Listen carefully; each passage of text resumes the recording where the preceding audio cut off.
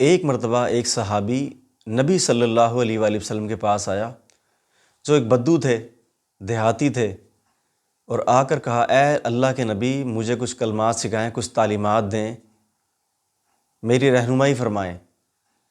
نبی صلی اللہ علیہ وآلہ وسلم نے فرمایا کہ تم پڑھا کرو سبحان اللہ والحمد للہ ولا الہ الا اللہ واللہ اکبر۔ صحابی نے یہ کلمات پڑھے، سنے اور چل دیے۔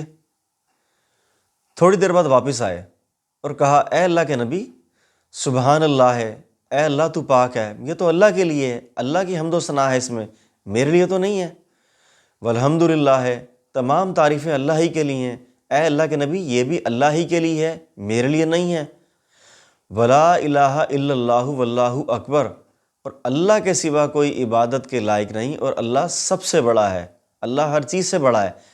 اے اللہ کے نبی یہ تمام تعریفی کلمات اللہ تعالیٰ کے لیے ہیں، اللہ کی حمد و ثنا ہے، اللہ کی کبریائی ہے، اللہ کی بڑائی ہے، میرے لیے تو ان میں کچھ بھی نہیں ہے۔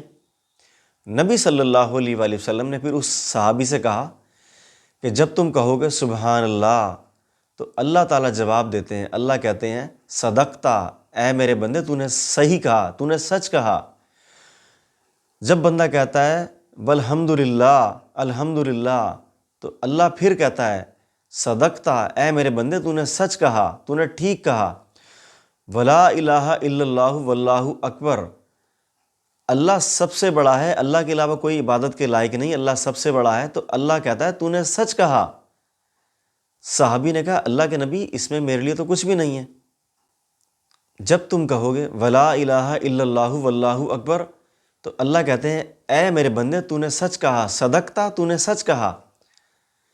پھر تم اس کے بعد پڑھنا، تم کہنا اللہم اغفر لی، اے اللہ مجھے معاف کر دے، تو اللہ کہتا ہے میں نے تجھے معاف کر دیا۔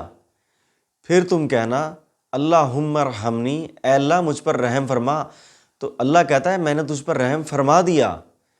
پھر تم کہنا اللہم ارزقنی، اے اللہ مجھے رزق عطا فرما، تو اللہ تعالیٰ کہتا ہے میں نے تجھے رزق عطا کر دیا۔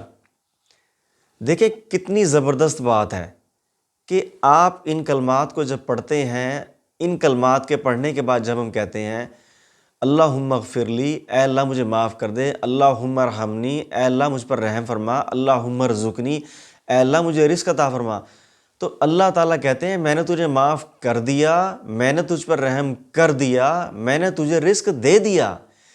جس کو اللہ تعالیٰ سے معافی چاہیے، اللہ تعالیٰ سے مغفرت چاہیے، اللہ تعالیٰ کی رحمت چاہیے، اور اللہ تعالیٰ سے اپنے لیے رزق چاہیے، تو اس کو چاہیے ان کلمات کو ادا کرے اور کرتا رہے۔ جب ان صحابی نے یہ کلمات نبی صلی اللہ علیہ وسلم سے سنے تو وہ چل دیے اور یہ کلمات پڑھتے چلے گئے، سبحان اللہ والحمد للہ ولا الہ الا اللہ واللہ اکبر، اللہم اغفر لی، اللہم ارحمنی، اللہم ارزقنی۔ تو ہمیں بھی چاہیے کہ ہم ان کلمات کو اپنی زندگی میں اپلائی کریں، روزانہ صبح شام جتنا ہو سکے اللہ میں توفیق عطا فرمائے، اور ہمیں اللہ تعالیٰ سے توفیق مانگنی چاہیے کہ اے اللہ ہماری مدد فرما کہ ہم آپ کا ذکر کرتے رہیں۔ جب ہم اللہ سے مدد مانگیں گے تو اللہ تعالیٰ ہماری مدد کرتے ہیں، جیسا کہ نبی صلی اللہ علیہ وآلہ وسلم ہر فرض نماز کے بعد ایک دعا پڑھتے تھے، رب اعنی علی ذکری کا و شکری کا و حسن عباداتی کا، اے اللہ میری مدد فرما کہ میں تیرا ذکر کرتا رہوں اور تیرا شکر کرتا رہوں، و حسن عباداتی کا، اور تیری اچھی عبادت کرتا رہوں۔ جب آپ اللہ تعالیٰ سے مدد مانگیں گے تو اللہ تعالیٰ یقیناً ہماری مدد فرمائیں گے۔